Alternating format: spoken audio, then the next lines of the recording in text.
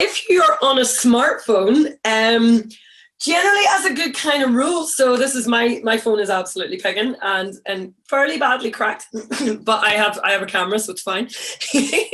But if you're doing your photography on a smartphone, loads of people do that now. There are some absolutely great bloggers, food bloggers in particular, as well, that tend to do a lot of work on their smartphones. And it's all about relying on using good light, knowing how to work the light, using the strengths that the phone has. Most Android phones have a lot of professional modes in there. I know my own is like a Huawei. It has high dynamic range, macro, portrait, nighttime, like light painting. There's all sorts of modes in there. So don't be afraid to get off that fully auto mode. Fully auto mode is great sometimes. See if you're just out and about taking snapshots or landscapes and things like that. It'll do, but it's not amazing, and it will let you down in certain reasons. I'm going to talk about that whenever we get a little bit further in. But basically the fully auto modes, whether it's on the smartphone or on the camera, they do the best they can. They're there for a reason. They're useful, but sometimes they will get it wrong. So it's good to know how to override those settings and work around them. If you're on an iPhone, they tend to have different modes. Really good cameras built in across the board in all the newer phones. Some of them will even shoot RAW images, which are the highest quality you can get. But iPhones tend to have less kind of manual options than, say, Samsung and Huawei. But you can get great little apps like Lightroom Mobile, Photoshop Express, VSCO Cam that will allow you to access more controls on your cameras. So that's a really good idea. Across the board, no matter what you're photographing on your phone, you want to not just point and click. You want to get in the habit of whatever you've got in that screen, whatever you want to be your main focal point, tap on your screen where it is. That's going to get your focus and it's going to meter light. This is really, really important because say you're photographing something on a white background. There's a lot of white going on.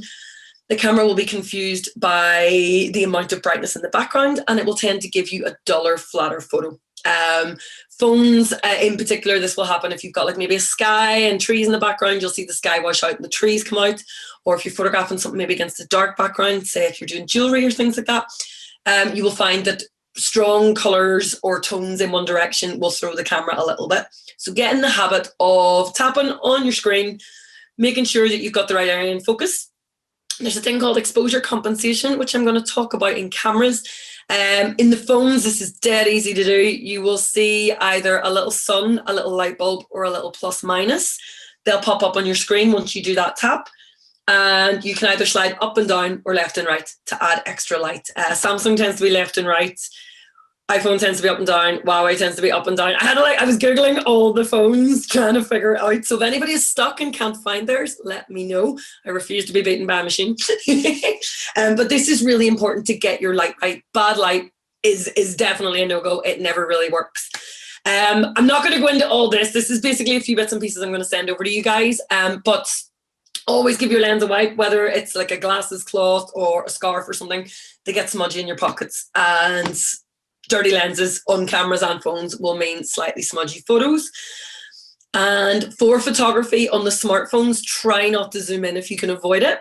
The zoom on smartphones is digital zoom rather than optical.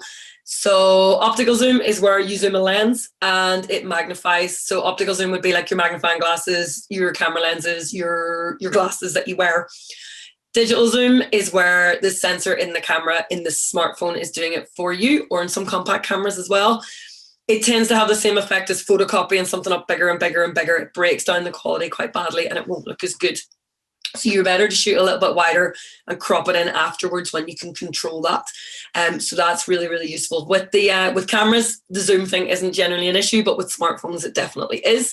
And there's going to be a little list of links in here of apps like this that you can use to improve your photos.